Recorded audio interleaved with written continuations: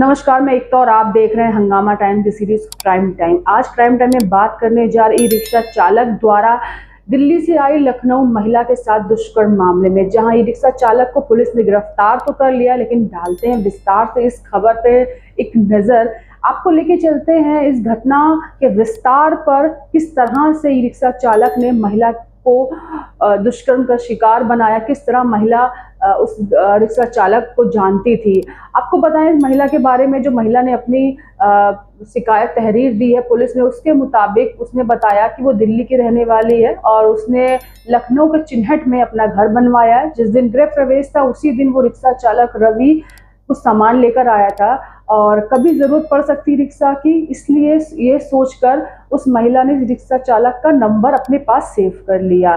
पति दिल्ली में काम करता है, अभी भी वो दिल्ली में थी, लेकिन मार्च में वो अपने घर लखनऊ चिन्हट में आई थी। उसे स्मोकिंग और नॉनवेज खाने की आदत थी, घर वालों से छुपकर।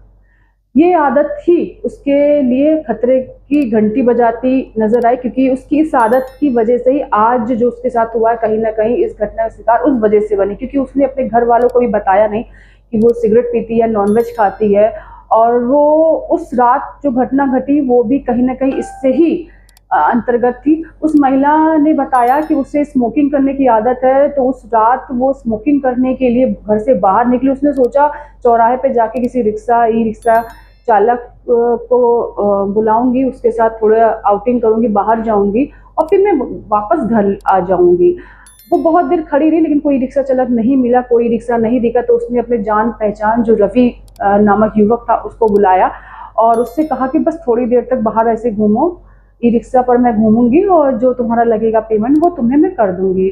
तो उसने सिगरेट ली और वो सिगरेट पीती रही। ई रिक्शा चालक रवि ई रिक्शा चलाता रहा, देवा रोड से होते हुए अंदर अंदर अंधेरे अंधेरे में उसे लेता चला गया।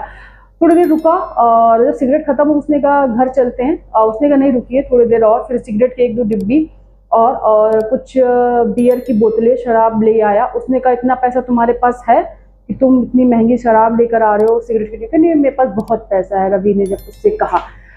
अब महिला को थोड़ा शक हुआ कि रवि पहले से पी चुका था, उसको ऑफर कर रहा था। महिला ने कहा मैं शराब नहीं पीऊंगी, उसने कहा नहीं पी लीजिए, और सिगरेट उसको ऑफर करी। उसने कहा सिगरेट मैं पी चुकी हूँ, मुझे अब नहीं पीनी है। जिसके बाद रवि ने जबरन उसे शराब पिलाने की कोशिश की। जब उसने मना किया उसके साथ मारपीट की। थोड़ी दूर और ले गया, जब घना अंधेरा छा गया, जब अनजान रोड आ गई जहाँ महिला को नहीं पता था रास्ता कहाँ जाता है, उसने ई रिक्शा रोका, आगे की सीट से उतर के पीछे की सीट पे पहुंचा, महिला से जबरन शराब पिलाने की कोशिश की। महिला ने मना किया तो उसको मारा और धक्का दे दिया। महिला ने कहा मैं अपने पति को फोन मिलाने जा रही हूँ। उसने फोन छीन के पटक के तोड़ दिया, जिसके बाद महिला ने उस पर चिल्लाया। फिर रवि ने उसको साथ मारपीट की और उसके साथ पीछे वाली सीट पे ही दुष्कर्म किया।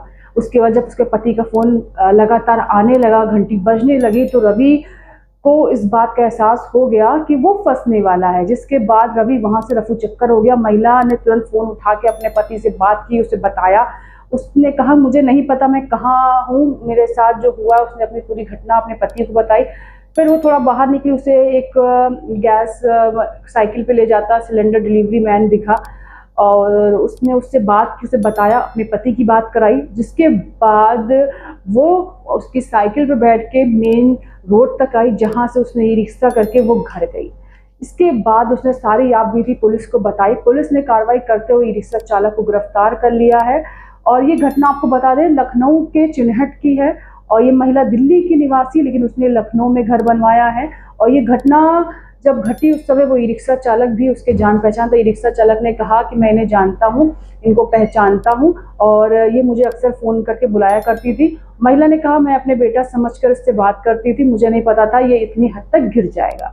तो ये नज़र डालते हैं क्राइम टाइम की इस स्टोरी पे, जहाँ ई रिक्शा चालक द्वारा महिला का दुष्कर्म की घटना वारदात जो थी चिन्हट थाने की जहाँ थी, इसने सनसनी फैला दी। और कहीं ना कहीं महिलाओं के अंदर ये डर बैठ गया कि वो रात में अकेले कहीं भी जाने के लिए आज भी आज़ाद नहीं है।